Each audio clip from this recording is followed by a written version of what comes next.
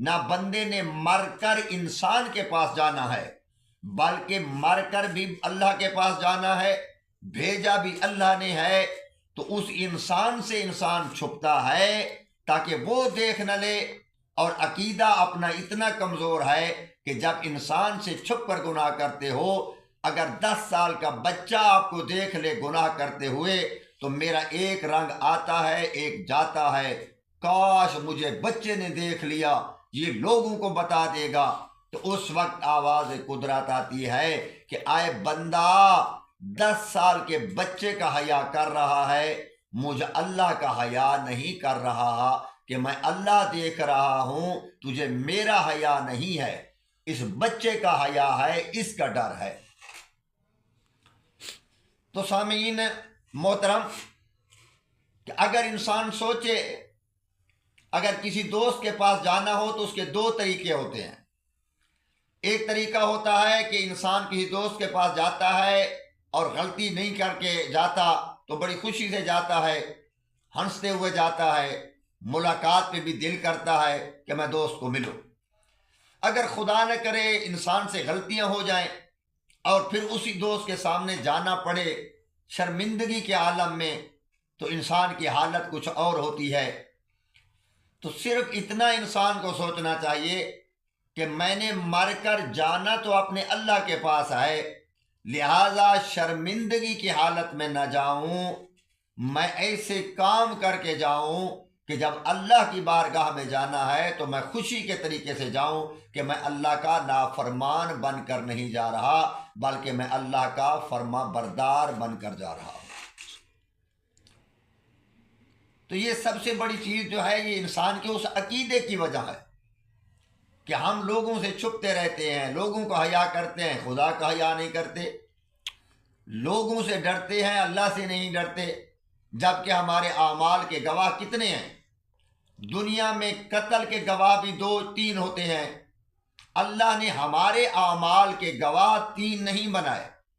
پہلا گواہ تو خود اللہ خود بنا، دوسرا اپنے رسول کو بنایا، اور خود قرآن مجید میں ارشاد فرماتا ہے قُلِ اعْمَلُوا فَسَيَرَى اللَّهُ، اے میرا حبیب ان کو کہہ دو جو تم کر رہے ہو وہ میں اللہ دیکھ رہا ہوں، میرا رسول بھی دیکھ رہا ہے، امام بھی دیکھ رہے ہیں۔ تو 3 گواہ تو وہ ہو گئے، چوتھے گواہ ہو گئے کرامن کاتبین، 5واں گواہ ہو گیا وہ زمین کا ٹکڑا، 6 گواہ ہو گئے میرے خود اعضاء، جیسے اللہ فرماتا ہے شاہد علیہم سمعہم و ابصارہم و جلودہم بما کانوا یعملون، کہ قیامت کے دن یہ تیرے اپنے اعضاء خود گواہی دیں گے کہ اللہ اس نے میرے ساتھ یہ گناہ کیا تھا۔ تو ہم ان کا احساس نہیں کرتے، بندہ ایک دیکھ لے ہمیں ڈر شروع ہو جاتا ہے، خوف شروع ہو جاتا ہے کہ بندہ بندوں کو بتا دے گا۔ اللہ دیکھ رہا ہے، ملائکہ دیکھ رہے ہیں، نبی دیکھ رہا ہے، زمین گواہ بن رہی ہے، اعضاء گواہ بن رہے ہیں، وہاں ہمیں خیال نہیں ہے کہ ہم کیا کر رہے ہیں اور ہمیں کیا کرنا چاہیے۔ اس لیے حضرت امیر المومنین مناجات شعبانیہ میں یہ جملہ ارشاد فرمایا کہ تعلم ما فی نفسی و تخبر حاجتی و تعرف ضمیری، اے اللہ تو سب کچھ سے باخبر ہے، میری حاجات سے بھی باخبر ہے، میرے ضمیر سے بھی واقف ہے، میری دل سے بھی تو واقف ہے۔ تو عزیزان جب اللہ ہر چیز سے واقف ہے تو ہمارا حق بنتا ہے کہ ہم اللہ کی بارگاہ میں ان عظیم مہینے شعبان ہے، رمضان ہے، زندگی کا کوئی پتہ نہیں ہے، تو اپنے اللہ سے مناجات کریں، اپنے اللہ سے سوال کریں، اپنے اللہ سے مغفرت طلب کریں۔ کوئی پتہ نہیں کہ اگلے سال یہ شعبان ہمیں نصیب ہو یا نہ ہو۔ کتنے لوگ ہیں جو پچھلے سال زندہ تھے اب چلے گئے۔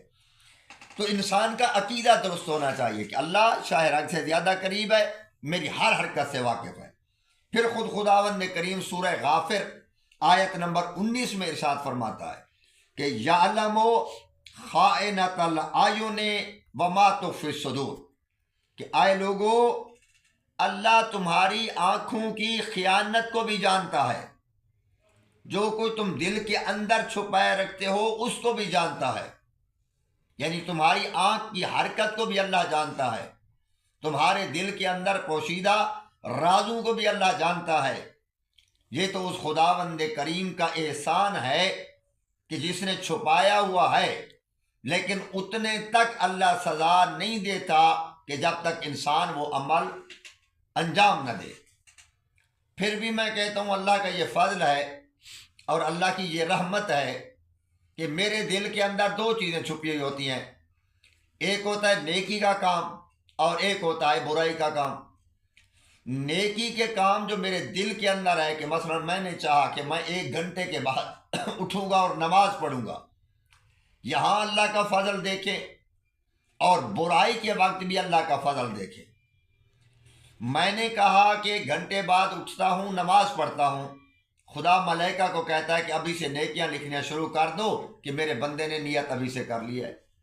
یہ اللہ کا فضل ہے، یہ اللہ کا فضل ہے کہ ابھی میں نے نیکی کی نہیں ہے لیکن اللہ نے لکھوانا شروع کر دی۔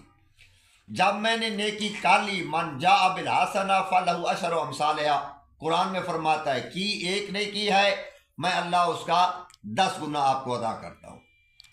لیکن وہی اللہ جو دلوں کے رازوں کو جانتا ہے کہ جب میرے دل کے اندر آتا ہے کہ میں 2 گھنٹے بعد یہ گناہ کرنے جا رہا ہوں، تو خداوند کریم اس فرشتے کو کہتا ہے کہ ابھی گناہ لکھنا نہیں ہے۔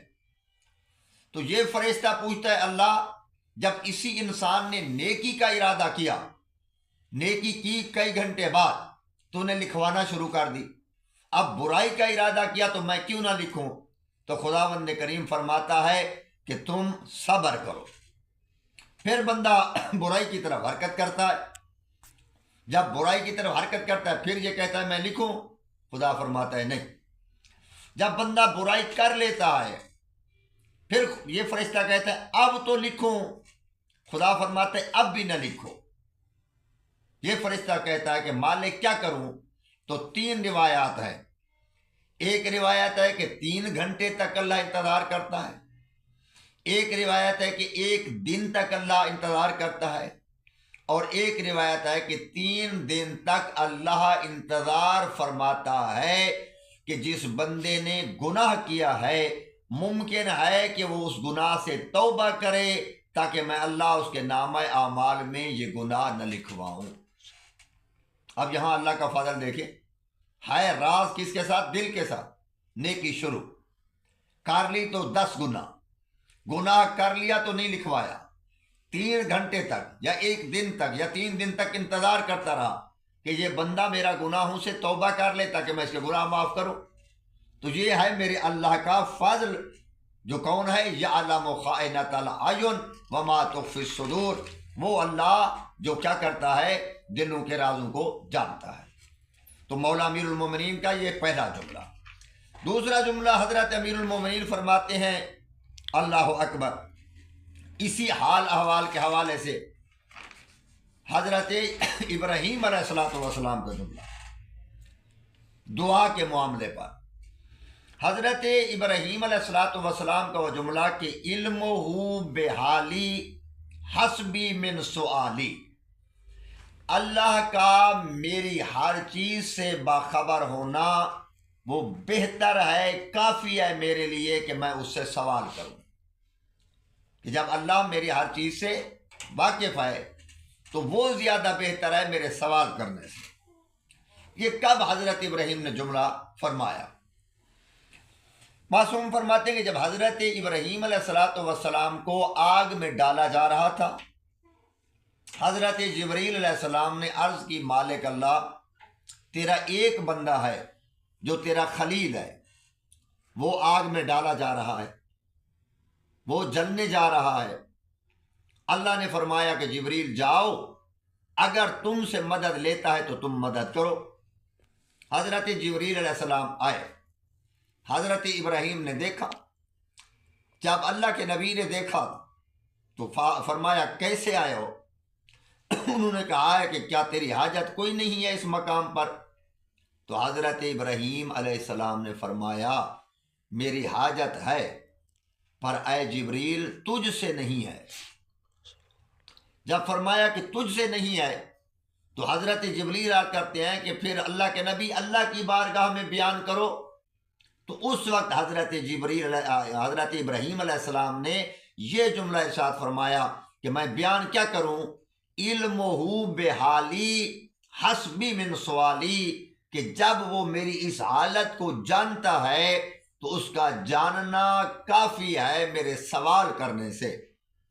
کہ جب وہ دیکھ رہا ہے تو اسے دیکھنا ہی کافی ہے کہ میں اس لیے سوال کروں. تو اللہ کو یہ جملہ اتنا پسند آیا کہ اللہ نے اپنی فطرت بھی بدل ڈالی. جیسے رات میں نے کہا ہے نا کہ جو اللہ کی طرف بھاگ کر چلا جائے اور دنیا سے منہ موڑ لے تو اللہ نبوت کا عہدہ بھی عطا کرتا ہے. کہ جب اللہ پر اتنا توکل ہو جائے کہ میرے ہر حاجت سے وہ باخبر ہے تو اللہ پھر کیا کرتا ہے، فطرت بھی بدل دیتا ہے. تو اللہ نے حضرت ابراہیم علیہ السلام کے لیے فطرت بدلی کہ آگ کا کام ہے جلانا، آگ کو پیدا اسی لیے کیا، لیکن پھر وہی خدا اس آگ کو کہتا ہے یا نار کونی بردن و سلامن علی ابراہیم، اے آگ ابراہیم پر ٹھنڈی ہو جا، اور اتنی ٹھنڈی ہو جا کہ میرا نبی سلامت رہ جائے. تو یہ ہوتا ہے کہ جب انسان کیا کرتا ہے، اللہ کی بارگاہ میں پلٹتا ہے، حالانکہ اللہ کیا کرتا ہے، سب کچھ جانتا ہے. تعلم ما فی نفسی تخبر و حاجتی، اللہ انسان کے دلوں کے راز بھی جانتا ہے، انسان کی حاجات سے بھی باخبر ہوتا ہے. انسان کا ہر چیز مأوا منتہا مبدا سب کچھ اللہ کی طرف ہوتا ہے. لیکن جب انسان یہ کرتا ہے تو اللہ تعالیٰ اس سے اتنی محبت فرماتا ہے. صلوات بر محمد.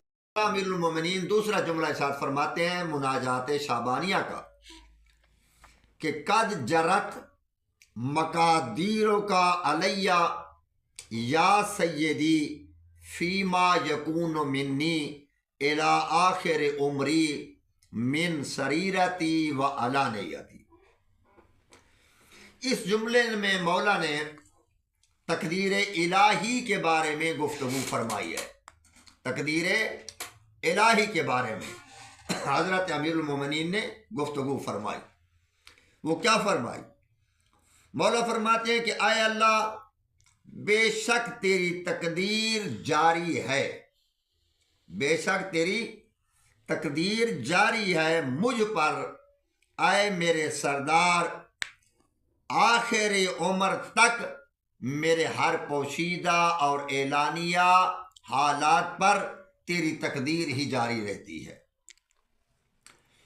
بحث قضاء و قدر یہ علم کلام میں بڑی پیچیدہ بحث ہے.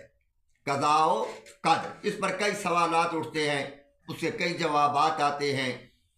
تو میں مختصراً عرض کروں گا، میں علم کلام کی بحث میں نہیں جانا چاہتا، صرف اتنا کہنا چاہتا ہوں کہ قضاء و قدر، معصوم فرماتے ہیں قضاء و قدر ایک درخت ہے. یہ ایسی عظیم بات ہے کہ قضاء و قدر ایک درخت ہے اور اس کی کئی شاخیں ہیں. قضاء و قدر کی شاخوں میں سے ایک شاخ ہے جس کا نام ہے دعا، جس کا نام ہے دعا، کہ جس دعا کا قبول ہونا مصادیق قضاء الہی میں سے ہے. کیوں؟ اسی لیے تو کسی شاعر نے شعر کہا تھا کہ دعا کیا ہوتی ہے قضاء و قدر میں، اے شان کریمی مجھے مایوس نہ کرنا، تقدیریں بدلتی ہیں دعاؤں کے اثر سے. مطلب جو مولا امیر المومنین اس مناجات میں فرما رہے ہیں کہ دعا ایسی مؤثر چیز ہے کہ جو تقدیر الہی کو بھی تبدیل کر دیتی ہے، چینج کر دیتی ہے. اور اسی میں ایک تو میں شعر پڑھا، یہاں میں پانچویں آقا اپنے مولا حضرت امام محمد باقر علیہ السلام کا وہ فرمان مبارک کہ جو معصوم فرماتے ہیں الدعاء یرد القضاء، دعا قضا کو بھی لوٹا دیتی ہے. دعا اتنی مؤثر چیز ہے